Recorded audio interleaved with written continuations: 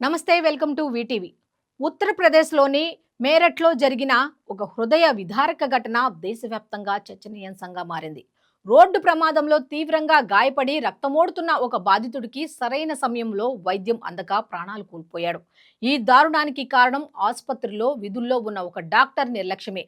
ఈ ఘటన సమాజంలో వైద్య వ్యవస్థపై అనేక ప్రశ్నలను లేవనెత్తుతోంది.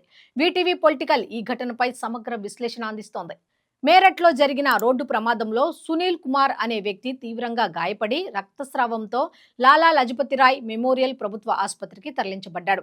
అయితే అక్కడ విధుల్లో ఉన్న junior resident doctor Bhupesh Kumar Rai బాధితుడి పరిస్థితిని పట్టించుకోకుండా ఏసీ వేసుకొని నిద్రపోయాడు. బాధితుడి బంధువులు ఎంతగా ప్రాధాయపడినా వైద్యం అందించడానికి నిరాకరించాడు.